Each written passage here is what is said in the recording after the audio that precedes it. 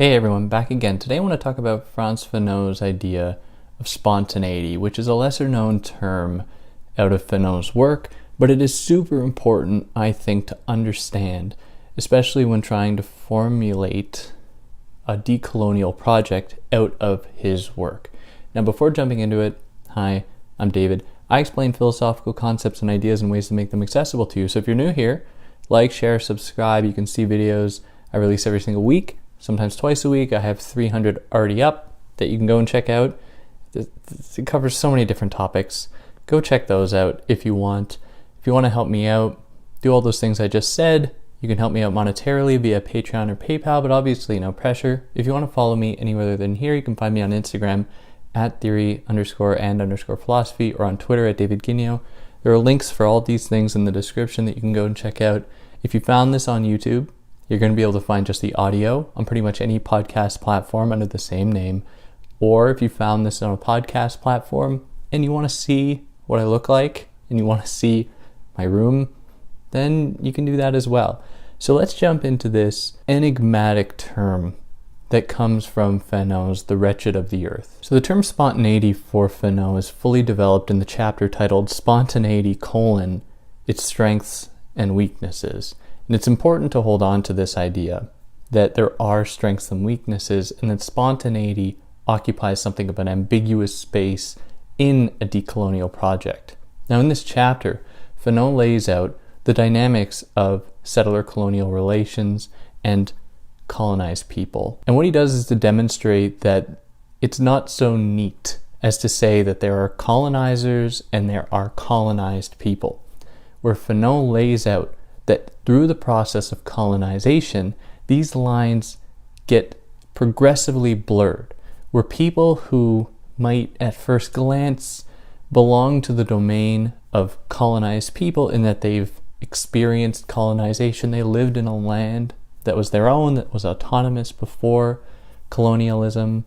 These people, through the process of colonization, some of them come to actually align themselves ideologically, culturally, linguistically with the colonizer and actively oppose efforts to decolonize the rest of the population if the will of the people desire that. And the way that this happens for a number of reasons. So one of them might be that colonizers actively choose sides in any kind of conflict that might occur within a colonized community or among different communities, where colonizers will situate themselves alongside some people, alongside some organizations, some communities against others. And what this can do is produce situations in which there is interconflict among colonized people. So spontaneity comes in when Fanon starts to schematize what resistance to colonialism might look like. And he suggests that in the first instances of decolonial practice, it will assume a violent insurrectionary form that will not be fully organized. And the reason that it will not be fully organized is precisely because not everyone is necessarily going to be in line with the project of decolonialism or decolonization. In fact, many of them might oppose it. Beyond that, the actual scope and breadth, the vision of a decolonial practice is not going to be necessarily agreed upon by all people who experience colonization, all people who are colonized. Some of them might imagine it as a way to actually attain power and to replicate European authority, just to, in the case of European colonialism, I should specify, replicate European colonialism and then perpetuate it against other people. And Fanon lays this out in great detail in The Wretched of the Earth, where he suggests that there might emerge a national bourgeoisie out of a decolonial movement that just replicates, that just mirrors the same trends that was seen beforehand, where the oppressions that were leveled against colonized people in any setting are then just going to be leveled against another group of people, perhaps in another place or at home. And this can assume different forms. People might be oppressed economically, where this new national bourgeoisie that is comprised of people who fought against colonialism, they might hire people and exploit their old comrades, their old even their family members and friends, might exploit them for their labor. Now, Fanon suggests that out of the roots of spontaneity, spontaneous, immediate insurrectionary action is a limitation. And that limitation is that lack of organization, where different people with differing visions for decolonization are not going to be in line with one another and might produce outcomes that is not actually in line with the betterment, or having the betterment in mind, of the prospective nation, an autonomous nation that is free from colonial rule. So spontaneity is important for Fanon in that it is going to demonstrate and stylize a type of revolt that is necessitated by the very function of colonialism, that tries, with as one of its functions, to stifle, to eliminate any possibility of organized revolt. So people are forced to adopt spontaneity, and Fanon recognizes this. So the weakness emerges, as I've already said, in the lack of direction that it'll assume. And so there might be efforts that are conducted that do not actually work to make the world better, to make that setting better, and actually can make it worse. But spontaneity doesn't really end there.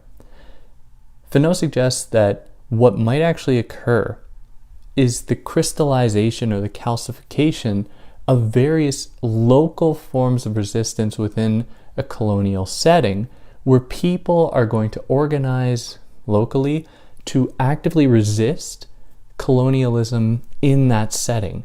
And so what might happen is not that there is a broad systematic revolt against colonialism, but rather there are localized resistances that each assume their own form.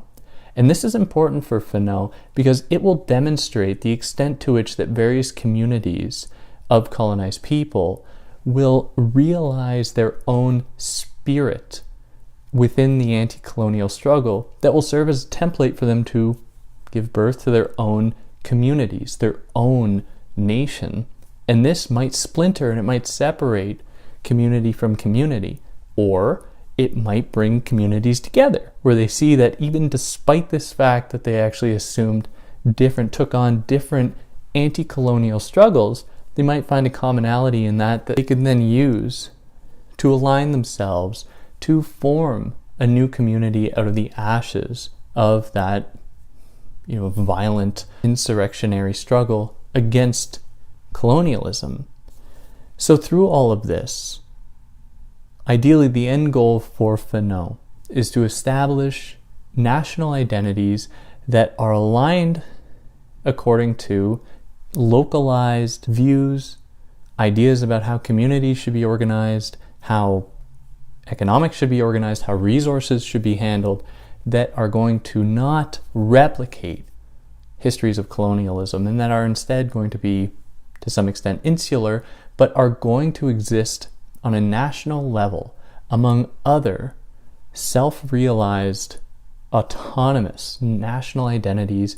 So what we see is sort of a Hegelian thing, not to be too fancy about it, where there are all these autonomous, self-realized entities that all respect each other's own autonomy and each other's own self-realization and the process that they went through to actually achieve that.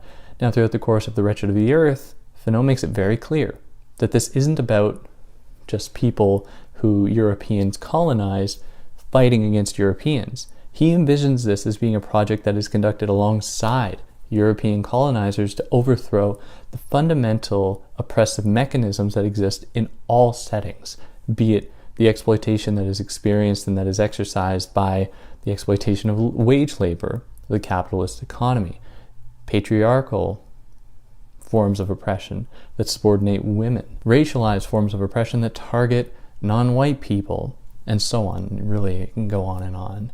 And spontaneity is both the root of this. Spontaneity is the spark that is going to light the decolonial struggle. But it must be tempered so that an organizational framework can emerge of people binding together with an actual vision in mind that makes sense to them to develop their own national consciousness, and they aren't just working sporadically, just purely spontaneously. Yeah, I hope that was somewhat clear. If you want more on this, I've covered the Wretched of the Earth, where you can get much more of that, or I develop that much more succinctly. But I hope that for now that will suffice. If there's anything that you think I really should have included, I'd love to hear about it. If there's anything I got wrong, I'd really love to hear about it. I can pin the comment. People can see it. We can laugh at me. It'll be great. So yeah, on that note, take care.